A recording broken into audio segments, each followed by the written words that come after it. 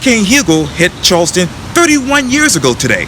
In this edition of Quintin's Close-Ups, I talked with one person who covered the storm from start to finish, Chief Meteorologist Bill Walsh of Live 5 News. And if you haven't already, subscribe to my YouTube channel and like Quintin's Close-Ups on Facebook. Chief Meteorologist Bill Walsh, welcome back to Quintin's Close-Ups. Hey, Quintin, how are you? I'm doing just great. Hope everyone's doing okay in the newsroom. I'm glad you're doing great after after last week and everything, and you're looking fantastic. Oh, thank you so much. Thank you so much. Well, today marks 31 years since Hurricane Hugo devastated parts of the South Carolina Lowcountry. Obviously, you tracked, forecast, and obviously covered Hurricane Hugo when it actually hit the Charleston area. Where are you emotionally 31 years later? You know, it's so funny.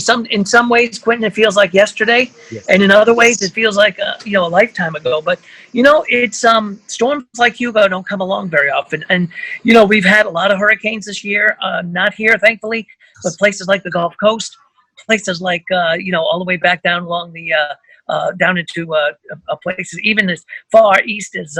For example, with that storm that Laura came all the way on up and caused a lot of rainfall all the way east into South Carolina. So, I mean, even if it's not a direct hit, whenever a storm comes, we're very cognizant of it and we're very careful with them. But, this storm it's just a landmark, benchmark storm. I mean, it was a 135-mile-an-hour storm, had a 20-foot storm surge. Ooh. So, in some ways, it does, even though it was a long time ago, I think the lessons are still pretty fresh in my mind anyway, what a storm can do.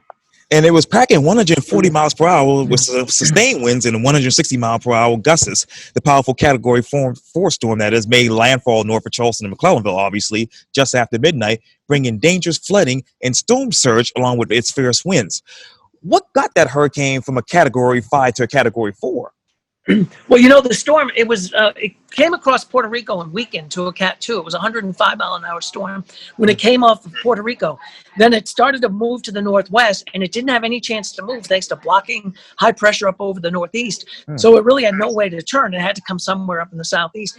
And when it was crossing the Gulf Stream waters, Quintin, it really started to explode.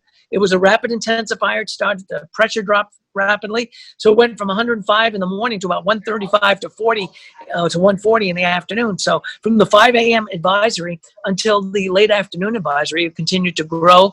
And it was very similar as far as growth as to what happened with Laura and what happened with actually with Sally just not too long ago. It rapidly started to intensify over the Gulf right before landfall. So it really crossed the Gulf Stream waters, and that really intensified the storm. And that's my another question. Was it the storm surge that really was the danger here for us with Hugo?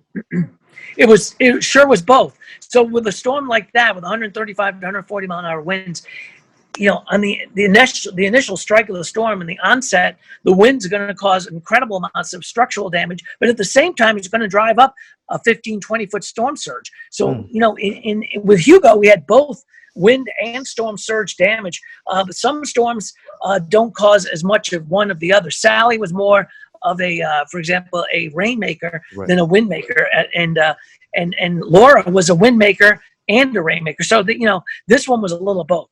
Both. And why was the Lowcountry the eye of the storm? It was just, it's just the way it ended up being, Quintin. The eye moved right over the harbor at midnight. Can you imagine? Right at midnight. And the reason it was a 19 nautical mile eye, it just happened to where the storm passed the coast was over the harbor. So it was just a lot of things coming together. It was, I don't know if you want to call it luck or divine intervention or whatever. It's just the path that the storm took. Yes, indeed. And obviously, a few years before Hugo, you splashed in the Charleston television scene as a meteorologist at WCIV. You said recently on Instagram, quote, "On this day, 34 years ago, I started my journey in Charleston television with slightly darker hair. Thanks to Celia Shaw for that phone call in 1986. Don Feldman from Channel 5 for the phone call in 1993. And my late great mentor, that is, Charlie Hall, who's both a teacher and friend. And on we go." Let me go back to 1993 because I remember that so well in my mind as I look at it right now. I remember them flashing those television promos saying the popular person's coming to Channel 5. And of course, you couldn't show your face because you're still under contract with Channel 4. What was that phone call like from that particular news director? That was very, very exciting, actually, Quintin. And, I never thought with Charlie, Yes. was the main man, and he Yeah. was the weather guru, True. and just the weather presence of Charleston. And Yes. when they called me up and said, "Hey, we'd like you to come over work with Charlie and be part of our team," Yes. it was a great opportunity to work with the one of the great ones. So Yes. when I came over to 5, Charlie was just so wonderful, and he was such a great mentor, teacher, and I brought my skills Right. together with his. And, I worked alongside him for a number of years until he passed away. But it was just a good opportunity, Quintin. I was really honored to get that phone call. It said, you know what, hey, we want somebody to come and work with Charlie to work, to build, our team out, to continue to build us a weather brand in the market. And so I got lucky, Quintin, to get that phone call. And and as I said in that Instagram Yes. message, every single year, I thank the people that had confidence. Yes, indeed. How do you continue to build that Weber brand now in 2020? Well, we continue to build on Charlie's legacy, really. I mean, he started, back, with Channel 5 when he actually signed the TV station on. So, we continue that legacy every day. When you come in, his picture's in the lobby, his Yes. name's on the street. Right. I mean, you can't not, say, what would Charlie do? It is a legacy that we want to continue to uphold and to continue to push forward by using today's technology and making us even better. So, with the technology we have today, to track storms, Right. to show people where the danger is, to alert people and give them that first alert.